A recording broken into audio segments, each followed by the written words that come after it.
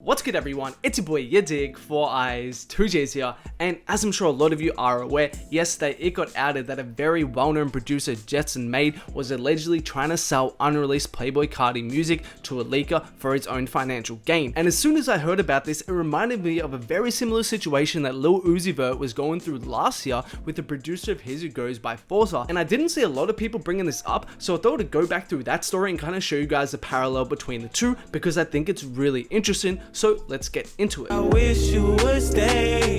You left me like this, you left me like this, and I don't think you would ever come back. I wish you would stay. My heart is out of place, torn apart. I thought we had each other from the start. I'm lost in the dark all along. Okay, so firstly, just for those of you who didn't see what happened yesterday, Jetsonmade, a producer who has been really blowing up in the last couple of years thanks to placements with the likes of DaBaby, Jack Harlow, and who actually worked on Playboi Carti's At Me, as I said, got outed for trying to sell unreleased Playboi Carti music. I'm going to play this video here because this actually shows the proof of him talking with someone trying to buy records off him. Do you have the other one? The place one? Yeah. This one.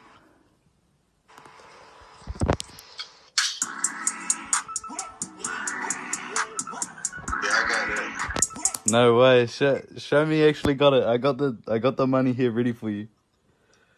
Bruh, I'm about to pray for you. You gotta send me out my cheese, bro. I ain't gonna count with you. Bro, I thought you wanted money. I'm literally about to pay. I'm literally about to pay you money for songs that are never dropping, so you'd never get money from the dropping. So as you can see there, somebody was playing an unreleased Playboi Carti snippet for Jetson. Jetson said that he had it and they were trying to work out a deal where he could buy it from Jetson. Now, as I said, getting back to Forza, who got outed for basically doing the exact same thing to Lil Uzi Vert. Now, just a bit of backstory on Forza. Forza is a producer who in the past has worked with the likes of Blade, Maddox, etc, and he's actually a part of Working on Dying. Now, Working on Dying, as it says here, is a Philly production family. Now, Working on Dying has gotten very popular in the last couple of years. This is a couple of their members here. People who are in this group are the likes of Yadiiiigg, Brandon Finessin, etc, and they actually did a lot of work on Eternal Atake for Lil Uzi. In fact, a lot of their rise recently has come from Lil Uzi, because Uzi in the Eternal Atake era started working with them very heavily, and they're all over the Eternal Atake final tracklist. Baby Pluto, Low Main, Pop, You Better Move, etc. You can see Brandon Finessin all over it right here. Now, the key thing is to remember with the Eternal Atake era, Eternal Atake was announced so long before it actually got released. I'm sure you guys remember the literal years of waiting we took to get that album. However, the thing is, in that period, we got so many leaks to the point where we basically got the majority of the original Eternal Atake album, which sounded very different from the final Eternal Atake we got. Now, this is when Forza kind of interlinks with this story right here, because Forza was working with Uzi heavily during this period. As we can see, he was on songs like Of Course, 1600, Fake from the Jump, which are all Eternal Atake era songs that people thought was possibly going to be on the album, and songs that were probably on the album at one point in time. But unfortunately, they all leaked. And just from a fan and as someone who really enjoys these leaks, personally, songs like Of Course and 1600 are still some of my favorite Uzi songs to date. So yeah, during this Eternal Atake era, we began so many leaks and people wondering like, why is this all leaking? How is this possible? Is Uzi's camp like not protecting his music? Is he getting hacked? Nobody kind of knew what was going on, especially since these were like key important songs that were very hyped up at that time. Now, this is when we get to November 2019. You guys probably remember this because this is when Uzi went on a massive Twitter rant talking about people like Playboi Carti, DJ Drama, and it made massive headlines. But possibly the most important storyline to like the context of Uzi's Eternal Atake era was this tweet right here. Let's read it through. Forza lucky I ain't fuck him up, bitch ass people. Like I ain't know he was stealing and selling music. We should have stomped you out, but just kicked you out, you sweet bitch. Sleep outside. If you don't know this, who was leaking and selling, I know you cold as shit. Ho. So at that time, this sent a bombshell throughout the entire Uzi community because, as I said, we were getting so many leaks during this era, and leaks that were like highly anticipated, meant to be on the album, and were possible hits. As I said, Of Course, 1600, Run It Up, some of my personal favorite Uzi songs, and this answered a lot of the questions as to why this was happening. Now, what's also interesting to note is the response that we got from Finesse, who was a manager of Working on Dying, which was a group Forza was a part of before this all went down. Now, in this video right here, he basically just talked about how frustrated he was, how disappointed it was, how it kind of fucked up everything behind the scenes.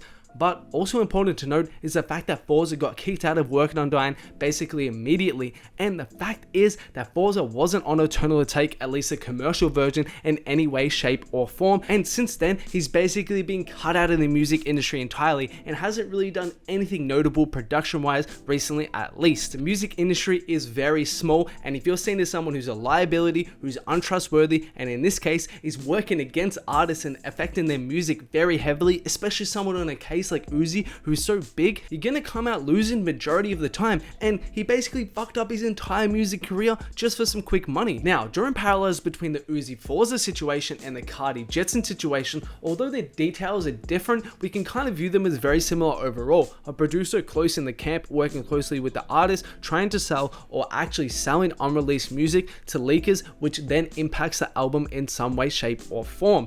And what's actually really interesting in the Carti case is that if you guys didn't see, Richie Soof, another producer who is working heavily alongside Carti for a Whole Lotta Red, did say, as you can see right here, that Jetsonmade was being taken off the project entirely because of what went down right here.